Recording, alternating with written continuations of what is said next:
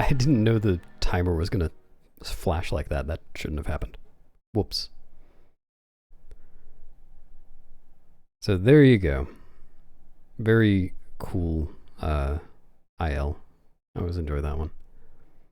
Yeah, well, not much of it, but it's all at the end. It's probably like a minute, so like a quarter of it. So yes, I got sub 4, got the 358. Yeah, I'll go through and talk about stuff. So as everyone seems to have noticed, it is on Wii. Wii tends to be faster for things if boomerang LJs aren't involved. And for this IL, since you're not allowed to enter the forest temple first, you can't have the boomerang already. So it's fast to skip the boomerang entirely, so there are no LJs. So Wii is fast because the loads are faster, and I didn't need to do any equips. The Wii can have 4 items out at once, so I never had to pull up the item wheel. And then it's also faster for aiming. So that was nice. That's true. I did do an LJA during Diababa. Is it really the Wii version? So that's why it was on Wii. Yeah, the magic armor isn't a flex. It's actually used. I'll point that out when I get there. So yeah, from the very beginning, you can just shoot the cage with a bomb arrow and it teleports Link all the way over to here. Then took advantage of being on Wii using the quick claw shot aiming here.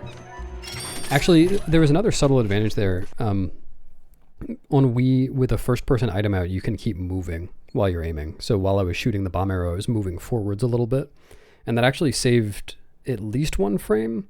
I think it was exactly 1 frame over not moving, because on the GameCube TAS, I was able to shoot a second bomb arrow before the cutscene started, but this time I wasn't. And then here, this is a very subtle thing too. I claw shot at the very top of the vines and got a 2-hand grab, so I was able to climb sideways here and go up that way. And that saves, it's either 2 or 3 frames, I forget which, over climbing up when you can do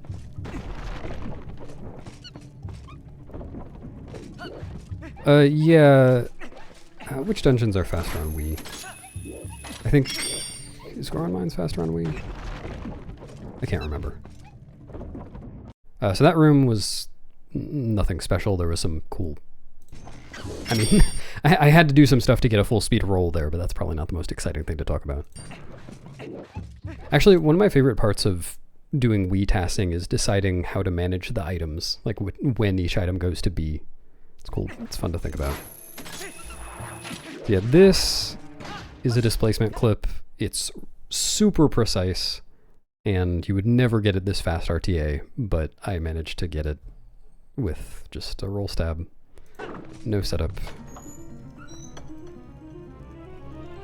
Yeah, a DF walk. And then this one, this is the same thing, same level of precision. This one, I'm kind of curious about this because Big Ben, who is currently working on an any% TAS, has made a script for finding solutions for displacement clips. And I didn't use that. I just did this manually. And I'm curious whether his script could find a faster solution that could, maybe save a couple of frames getting in position. But I didn't do that. I just did it the old-fashioned way. It was just looking at the data viewer a lot and kind of working backwards from the position I wanted to be at to get the clip. There was some math involved, but I couldn't really just do math here, or at least not easily, because there's a slope in front of this gate as well. So that made it kind of complicated, but a lot of guessing and checking and figuring.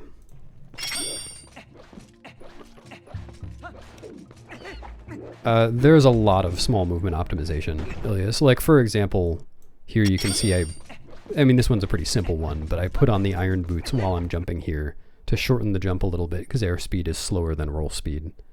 Like, you'll see that RTA, but you won't see it done perfectly for short jumps like this. There's going to be a brake slide before the next door as well. No, Snaps, it's because of Phantom Zant RNG. He hasn't quite gotten to Cave of Ordeals yet. So yeah, this room I think is the one that could be most improved, because when I'm going for the bomb boost at the end of this room, I have to wait, like, it's hard to say exactly how many, but it's like 7 or 8 extra frames on the bomb timer. And I thought of a bunch of different ways that I could try to, use those frames by pulling the bomb a little bit earlier. But I because of the way equips work on Wii, I couldn't figure out how to make it work. Because at the beginning of the room, I shoot this guy so that there's no cutscene when I get there. And I was thinking maybe I could do the backslice moon boots up to here, pull the bomb, then shoot the guy. But because you can only have one item actually on B at a time, I couldn't make it work. Well, I couldn't make it work in a way that actually saved time. So, potential to save like 7 or 8 frames in this room. But yeah, I killed that guy, which I didn't actually know that when I first tasked this, that if you hit that cutscene, the bomb timer stops during it. I didn't realize that I was losing that time. Yeah, you can just claw shot a bomb. And I didn't actually know until I was tasking this that you could jump slash over here. RTA, we jump slash onto... Oh, how do I show it? You guys can't see my cursor. Onto the railing that's to Link's right. We just kind of jump slash straight onto the bridge. Yeah, you can barely jump slash over this part. And then, yep, you can claw shot bombs. So yeah, I ran around that heart just because I had some extra frames and might as well do something fun with them. Oh, the magic armor getting switched, that's from Moon Boots. So you've seen that if you've seen me do Hundo. But it's... I ran out of rupees at exactly the right time in a back slice to get Moon Boots off of it and get extra height on it. So I started the TAS with exactly the right number of rupees to get here. Which sounds ridiculous, because like how could you possibly know in advance? But the way that actually works is... excuse me. The way that I actually did it is to just start off with way too many rupees, get to here, and then when I figure out how many extra I have, go back to my starting save state, and then modify the memory address so that I have fewer rupees. So, you know, that was trivial, in fact. Could have enemy LJ'd? Well, I think it's possible in theory, maybe, but getting the Bokos to run off quickly is really... Well, I don't think it's even possible. Getting them to run off at all and getting an LJA is kind of tricky, but it's slow. So yeah, this is Magic Armor Moon Boots.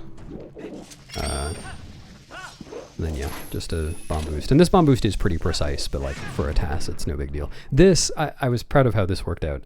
Because I wanted to backslice up this ledge, but I realized, you know, a backslice gives me more distance than I really need. So I shortened the backslice, the side hop part of the backslice, by putting on the iron boots for like 2 frames.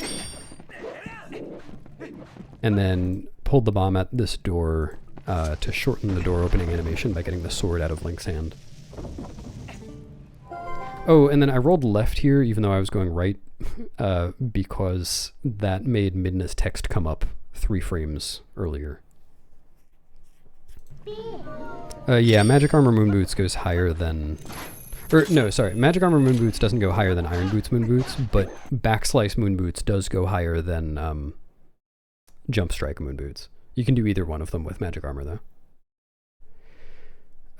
Yeah, I didn't use Iron Boots because you can't do Backslice Moon Boots with Iron Boots. You can't do a side roll with Iron Boots on. This claw shot is a little precise, getting all the way over to those vines, but not crazy. And then I had the boss flag set. That's allowed for ILs because you can do that before entering the dungeon. That's why there's no cutscene here. And then it was kind of precise getting this enemy LJA onto the log. I had to do some RNG manip to get the left bob ahead in the right place. Because usually you can't actually... Your long jump attack won't make it to the log if you target the bomb lang. Unless you're standing in the poison water, and Link has to do a little knockback animation if you do that. So I wanted to avoid that.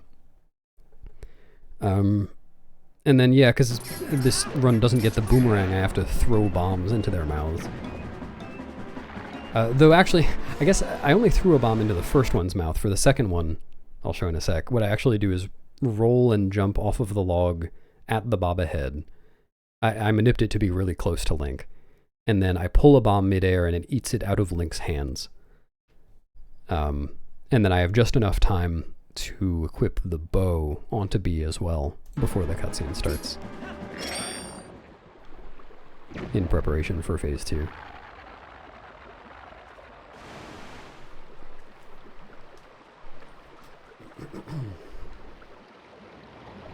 I was trying to... I don't think this is actually a thing, but when I was finishing this, I was trying to see what would happen if I threw a bomb into one of the Baba heads and then threw another bomb into the other one before the cutscene started, like if they would overlap or something. And I eventually figured out that you can't overlap them. But the first time I tried that, as soon as I did it, my computer crashed. And I thought maybe I had crashed Dolphin so hard, my computer couldn't handle it. But no, I think it was just a coincidence. Yeah, they do snaps. So then this, this is just normal Uklis with bomb arrows, which you can do RTA. But the cool thing is the snipes. So after I hit the normal, the head before it starts flailing around, it'll flail around and then land on the ground, which is when you're supposed to hit it. But the hitbox or hurtbox or whatever it's called, hitbox I think, on the eye, it exists while it's flailing around. So if you just shoot in the right place, you can hit it before it hits the ground. Like this.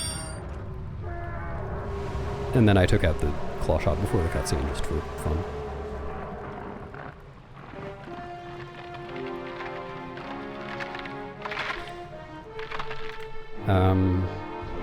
Yeah, that's that TAS. Any questions? Using Great Fairy Tears? No, I didn't think about that. I don't think that one cycles Diababa, but I guess I'm not totally sure. I'll check that after. Check that later.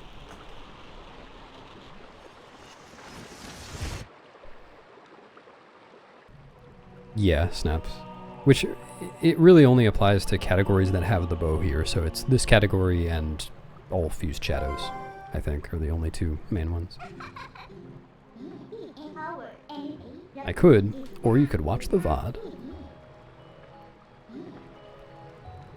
I'll probably put this on YouTube as like its own thing.